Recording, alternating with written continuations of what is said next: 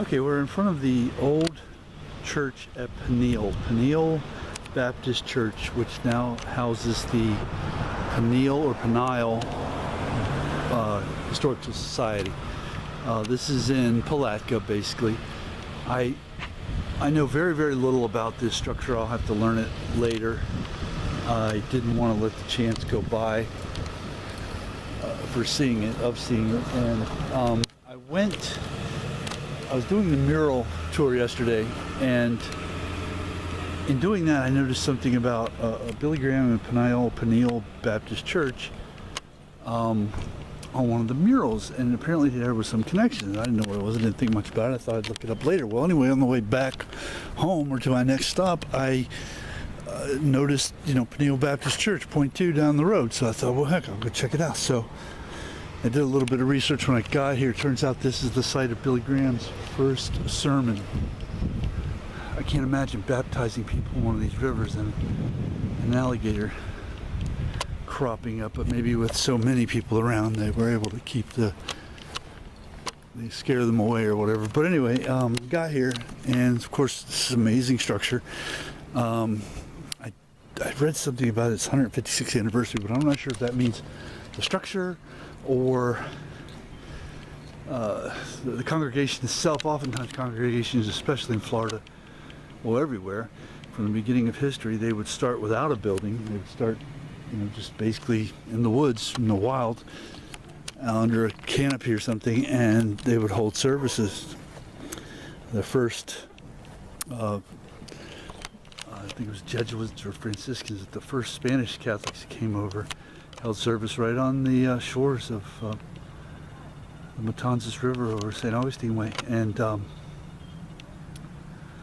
later built structures upon structure upon structure. So I'm not sure what, how old this building is, but I will find out before too long. The new Peniel Baptist Church is over there, so I know this congregation continues. And in addition to this, right next to this church, we find this really neat old cemetery. So we're going to just take a quick look through here. We're not going to belabor the point or go for an hour here. We're just going to kind of do a quick walkthrough. I went through earlier and photographed it. There are 1850s graves here, all the way up to they're still interring. The moats, M-O-T-E-S, are apparently a big presence in this area. Smiths are another. I do know that this is essentially all farming area, all farming community. So those are the people and the ancestors, etc., who are interred here. This side is the newer side. We're going to stay over here. We have some CSA graves. We have some Spanish-American War graves. We have, there's a fresh interment right there. I just walked on it. And of course we have the smattering of every other thing from now until going back to the 100 more years in terms of service of wars. Here's some more moats.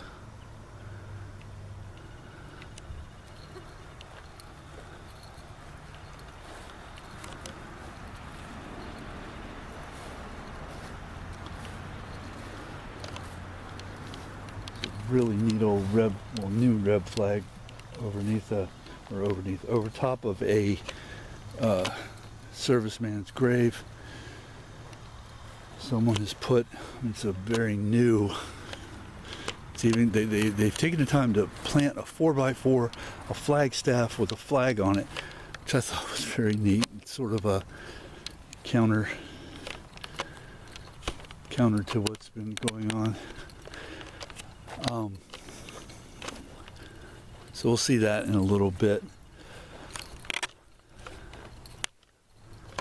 It's 1901. This is pretty neat, I thought. I just like when they take the time to put all these things around it. It seems like something I would do. You see that a lot with the Spanish. The Spanish seem to do a lot of that. These people's names are squires, so that's very much not Spanish. In fact, this whole plot right here is all squires. But I like that. It has a really colorful and austere vibe that I like. I'm not a big austere fan in a lot of things. Some things you can be. Here's 1887, 94, 01, 05. This is a neat series. Oh, here, I missed photographing this one. Joseph Thomas, CSA. I've been seeing a lot of American flags placed around these graves in different cemeteries. And I'm not sure that I can't speak for the guy, or any of these guys, but I'm not sure that a lot of them wouldn't have approved. Certainly when the war was over, and even during the war, they considered themselves Americans. It was Confederate Americans, but Americans just as much as anyone else, just as much as United States Americans. They certainly were a separate political entity, but they were not a separate historic entity. Here's some more squires back here. It starts to get a little more recent in the back. And all this is fairly recent. And I basically consider anything from, the 1920s, 30s, 40s on to be recent. Anything in the very early 20th century on from that era is older, at least in Florida. I mean, that would be, if you were in Virginia, maybe you wouldn't even Massachusetts or some of those places, the original colonies, you wouldn't even blink an eye at something like that. That wouldn't be considered old at all. This is neat. I've never seen this before. It's like some kind of a gate on there. I've seen 3 of these. One is broken completely off, and one is in the bushes. And this has the person's name on it. And that's the one that's broken completely off.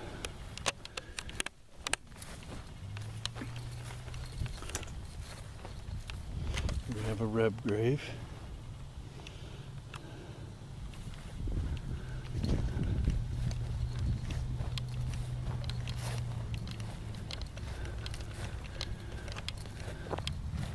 We'll go over here to my favorite part.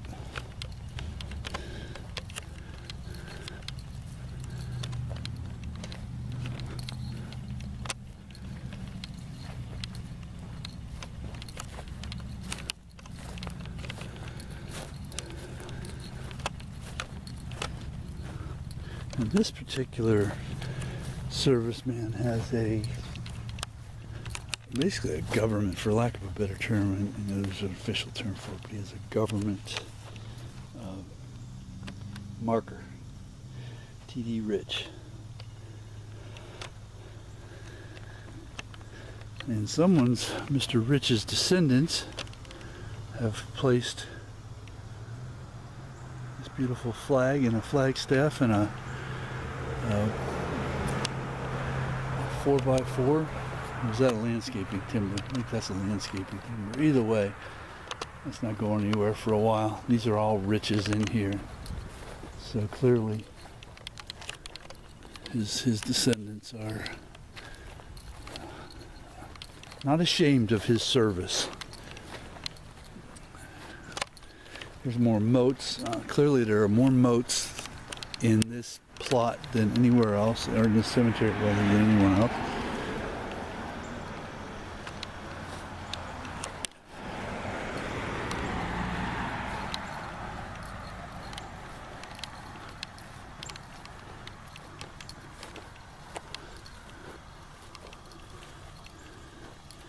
Here's a chief gunner's mate.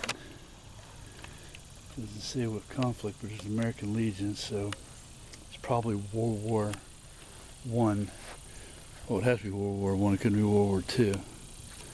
He passed in 1937, so he wouldn't be. Hadn't been alive for World War Two.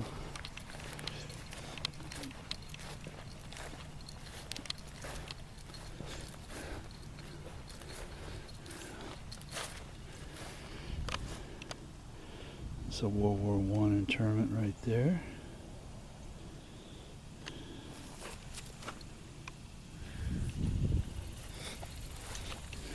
Serviceman interment, I should say.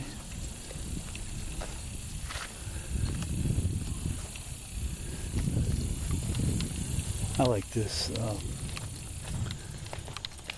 very large pedestal-based sculpture, Christ sculpture. I photographed it earlier. I thought it was pretty neat.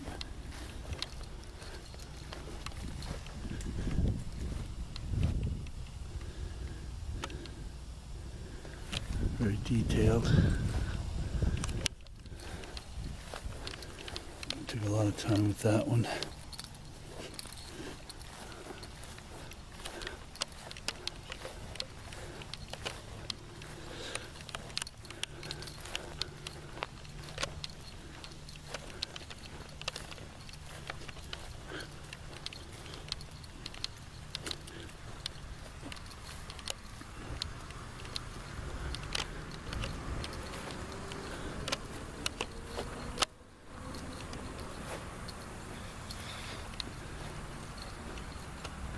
And we're back basically to the beginning, so we're gonna shut it down.